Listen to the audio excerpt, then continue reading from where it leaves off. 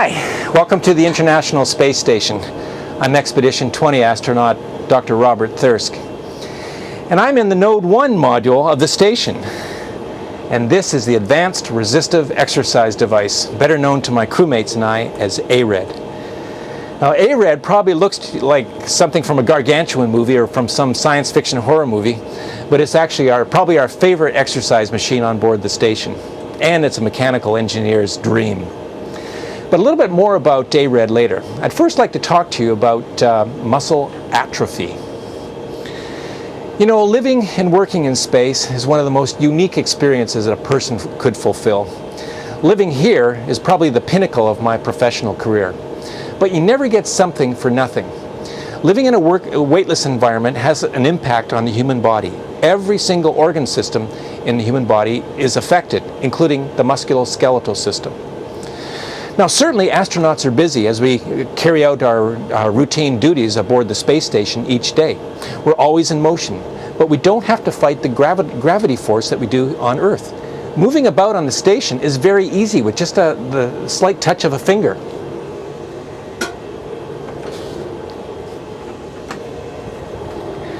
And our legs almost become useless appendages because they no longer need to support our weight in a gravity environment. So it's not unexpected that our bodies should experience some muscle deconditioning. Well, our muscles do lose mass with time spent in space. I had the privilege of flying on a 17-day space shuttle flight several years ago. And during just that 17-day period of time, the postural muscles in my body, which include my back muscles, my gluteal muscles, my quadriceps, my gastrocnemius, my soleus muscles, lost 10% of their mass. And during this 6-month stay aboard the International Space Station, I can expect a 30% loss. Well, not only do we lose muscle mass at the level of the gross anatomical structure, but we also lose mass at the microscopic structure as well.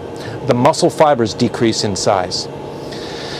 With time spent in space, protein synthesis decreases, protein degradation increases. And after the muscle system comes to some type of a steady state or a plateau level, typically within about 4 months of launch, we have about a 15% drop in protein synthesis, and our muscle fibers have shrunk from 20 to 50%.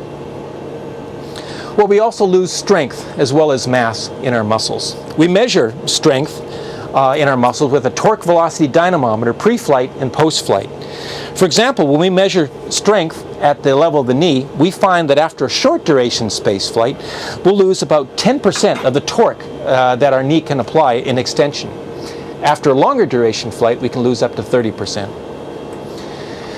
You know, but the amount of muscle mass that we lose and the muscle strength that we lose is sometimes discordant. They don't correlate. Typically, we lose more muscle strength than we lose mass. What's the reason for this discrepancy? Well, we're not really sure, but perhaps there's something changing at the level of the muscle fibers, the contractile apparatus, or perhaps there's some muscle damage that's going on, or perhaps there's something at the level of the peripheral nervous system, electromechanical dissociation. That requires a little bit more research. Well, what kind of dissociation? That requires, I'm a lifelong advocate of exercising, and I have my own routine that I follow at home and at my community gym. But about a year before I launched on this particular mission, I met with my strength and conditioning coach at the Canadian Space Agency in Montreal. And she taught me a new set of exercises that helped to strengthen up my postural muscles in my body, as well as the accessory muscles that are part of my body core. And this is really important because in a weightless environment, it's really tough to work out the accessory muscles. Probably the most important countermeasure for muscle deconditioning, though, is in-flight exercise. And that's where the treadmill in the Russian service module, the stationary bike in the US laboratory, and ARED in the Node 1 module play an important role. ARED is a resistance type exercise machine. And I can perform the same type of exercises on ARED as I could in my home gym with barbells or dumbbells.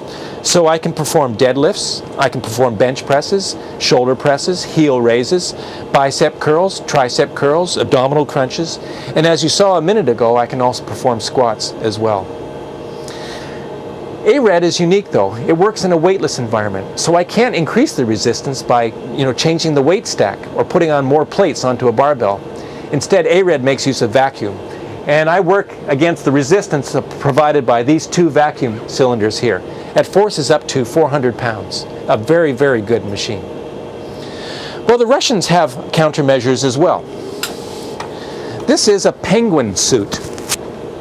It's a flight suit, but kind of unique in that within the fabric of the suit are elastic straps or bungees.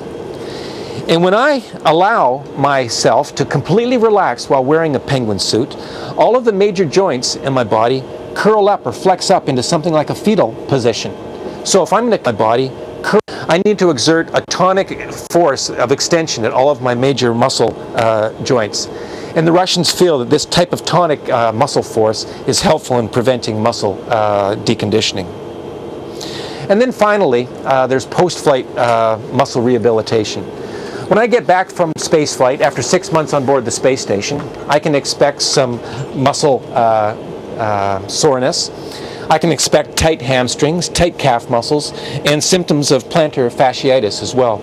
I'll then go immediately into a post-flight rehabilitation program, working on my muscle mass and strength. And both my muscle mass and strength should return within a couple months after getting home from space.